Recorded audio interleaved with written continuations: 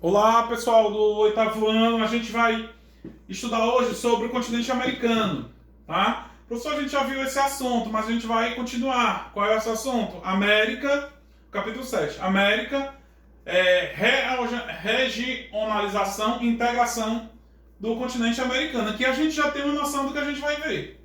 Ah, professor, você já explicou um monte de vezes, mas está no livro, tem que ver de novo. A divisão da América anglo-saxônica e da América Latina, mas aqui a gente vai falar também dos países desenvolvidos, subdesenvolvidos e em desenvolvimento, tá? A aula vai ser bem prática, não vai tomar muito tempo, que eu dividi o capítulo em duas partes, tá? Mas vamos ver lá.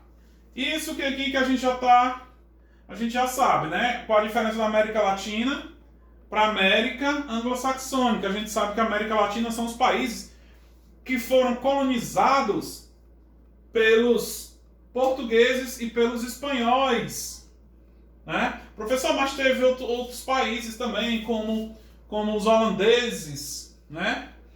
Mas predomina portugueses e espanhóis, por isso que chama a língua latina os latinos. Como vai dizer, vamos ver o que é que tem explicando cientificamente. Ó. O fato socioeconômico é muito importante para classificar, é muito importante nessa classificação. Por isso, embora a maior parte dos latino-americanos falantes de línguas neolatinas, como espanhol e português, também vemos encontro nessas delimitação. Nações que têm o domínio do inglês como língua oficial, a Jamaica, Nova Granada, e outros que têm a língua, ou tem o holandês como língua materna, que é o Suriname, por exemplo. Mas como eu falei antes de explicar, o que predomina mais é o português e o espanhol. Aí vem a América anglo-saxônica, que a gente também já sabe, que foi colonizada pelos saxônicos, que são os ingleses, né? Que lá eles falam a língua francesa e inglesa. Os povos anglos foram colonizadores da região central e norte da atual Inglaterra. E os saxões, povos habitantes da Saxônica, região da antiga Alemanha, que entre os séculos 5 e 6 da era cristã invadiram a Inglaterra, e daí o nome anglo-saxônicos. Então, a formação dos ingleses, aí quem colonizou a América do Norte foi os ingleses, e junto com os franceses, por isso América anglo-saxônica, tá? Agora vamos ver aqui, América desenvolvida e não desenvolvida. A gente vai ver aqui as estruturas, vamos ver lá. Porque isso aqui também você já sabe. Por que os Estados Unidos desenvolveu mais do que o Brasil? Porque lá foi colônia de povoamento. O Brasil foi colônia de exploração, então não tinha como, porque toda a riqueza que tinha aqui era enviada para onde?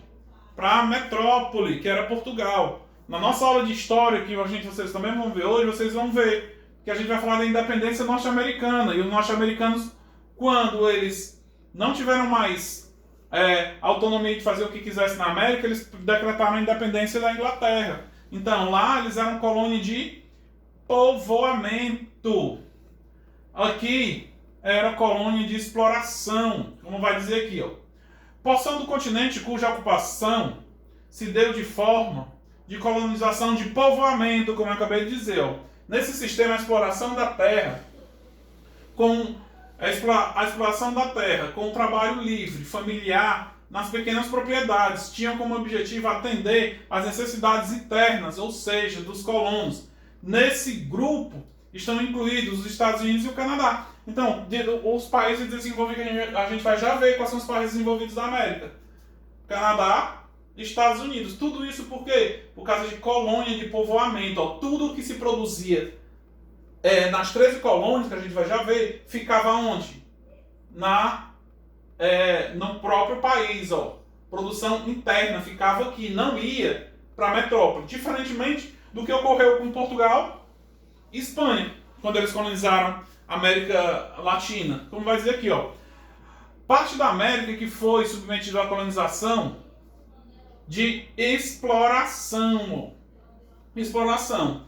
A economia atendia às necessidades externas, quer dizer, ia para fora. Ia para onde? Para as metrópoles. Estruturou-se nos seguintes pilares: o latifúndio, a monocultura, a escravidão e a exploração. Nesse sistema, todas as riquezas eram enviadas para os países da Europa. Nesse conjunto estão os países da América Latina. É o que a gente acontece aqui com o nosso país, porque aqui não é desenvolvido. Por causa, desde o início da colonização, já fomos explorados. Tá?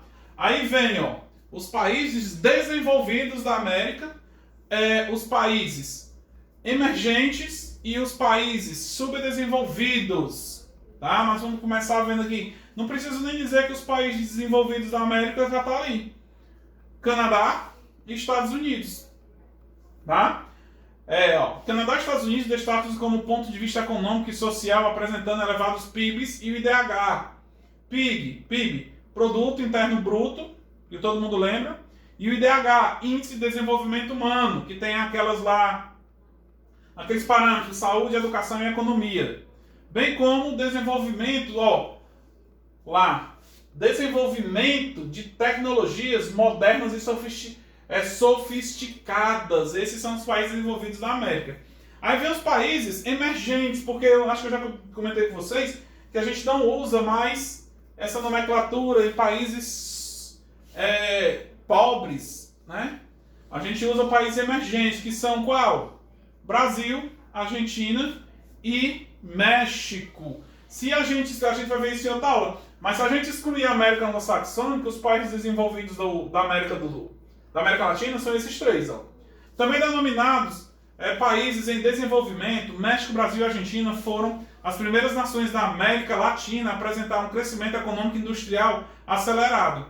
Tem como característica principal o desenvolvimento industrial tardio e dependente, pois ocorreu após dos países ricos, cuja tecnologia dependiam. O que está explicando dizer? A tecnologia nesses três países só chegou muito tempo depois desses dois aqui. Antes o Brasil dependia de quem? Dos Estados Unidos. A gente vai ver isso em história ano que vem, no 9º ano. Vocês vão ver que Getúlio Vargas e Juscelino Kubitschek, eles industrializaram o Brasil. Tudo aqui vinha de fora, era exportado. Tá? Hoje apresenta um relativo dinamismo no aspecto industrial extenso e exportação e sucessivos aumentos nos índices sociais em relação aos outros países. Bom, pessoal, um destaque aqui. Os países desenvolvidos e emergentes, eles já têm tecnologias modernas, industrialização. Já os países subdesenvolvidos, a economia ainda é a base do extrativismo mineral e economia gestionada para a pecuária, tá? E no turismo. Mas vamos ver aqui, Aí a gente já viu os países desenvolvidos, os emergentes, agora vamos ver os subdesenvolvidos, Conjunto bastante amplo e diversificado, construído apenas por nações latino-americanas, de economia primária. A gente já sabe o que é economia primária. É o que pega a matéria-prima, como por exemplo, o petróleo, economia primária, o minério, economia primária, né? A extração de minério de ferro, economia primária. Então, esses países, a economia ainda é primária. Professor, a indústria não é primária? Claro que não. Né? Vai transformar a indústria em transformação. Não é um setor primário. Tá? Vamos ver lá. Economia de base do extrativismo. Esses países aqui, eles têm o extrativismo como economia. Esse grupo é composto por Venezuela, Equador, Trinidad e Tobago, cujo setor econômico está assentado por o extrativismo de petróleo. Aí vem a Bolívia, que se concentra na exploração do gás natural e do estanho. O Peru, que possui uma atividade extrativista bastante diversificada, uma vez que seu território são encontrados ouro, cobre, prata, zinco, etc. O Chile, cuja economia é sustentada pelo cobre, e a Guiana, Jamaica e o Suriname, países produtores de bauxita. Então, todos esses países aqui, por que eles estão desenvolvidos? porque eles ainda têm uma economia primária. Professor, mas um país que produz petróleo, não produz petróleo, extrai. Pessoal, mas aqui, ó, o petróleo eles pegam e vendem para os países que têm indústria. Eles não beneficiam o petróleo lá. Por isso que diz, eles ganham dinheiro em cima dessa atividade primária. Tá? Outro setor. Por incrível que pareça, ainda hoje tem países que se sustentam ainda da agropecuária. Tá? Grandes plantações. Não tem extração de petróleo, não tem indústria, não tem indústria. Claro que todos os países têm indústria, não tão grande quanto o Brasil, México, Argentina e nem Estados Unidos e Canadá. Tá? Vamos lá. A economia é direcionada para a agropecuária, ainda a produção agropecuária. Professor, mas o Brasil não tem agropecuária? Tem, pessoal. Presta atenção, quando eu estou explicando isso aqui, atividade principal, é porque não existe outra. Assim como uma indústria, essa é a principal. As indústrias que existem são pequenas. Professor, no Brasil não existe agropecuária? Existe, mas o carro-chefe do Brasil é a industrialização, a tecnologia. Mas existe agricultura de ponta também. Tá? Ocorre no Haiti, cuja economia está ancorada na produção do açúcar e café. Na República Dominicana, que se sustenta a partir da produção do açúcar. Na Colômbia, que se destaca pela produção do café e pelo extrativismo de carvão mineral. Isso aqui eu acho que o livro deu uma erradazinha, porque ele botou, quando eu estava dando uma olhada, eles botaram a Colômbia tanto extrativismo de carvão, que era para estar no outro slide, na outra página, e também botaram aqui na agropecuária, mas ela faz os dois. Tá? Aí no Uruguai, cuja base da economia é a produção de lã e de carne. Em Cuba, cuja economia se equilibra na produção de açúcar e fumo. No Paraguai, direcionado para a produção de algodão e soja. E outros países da América Central, com economia ligados à produção de açúcar, café, frutas tropicais como banana, laranja e abacaxi. Presta atenção, América Central, o açúcar. Lembrava que a gente viu história no passado. Quando os holandeses foram expulsos do Brasil, eles foram para onde? Para as Antilhas, para a América Central produzir açúcar, onde produz até hoje. Tá? E para finalizar, a gente tem aqui o turismo. Se vocês olharem nessas duas paisagens, são imagens reais do Mar do Caribe. Outro tipo de economia voltada para a atividade turística e financeira. A gente sabe onde tem turismo, tem desenvolvimento. Né? Esse conjunto é bastante heterogêneo, inclui as Bahamas, ilhas de Caimã e ilhas turcas e Caicos, situadas nas Antilhas.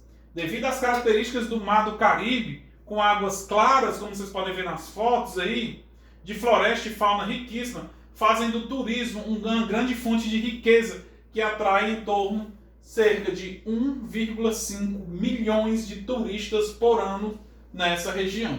Tá? Então isso aqui é um pouco do continente americano em relação ao desenvolvimento. Tá? Próxima aula a gente prossegue falando sobre o Mercosul, as integrações desses países.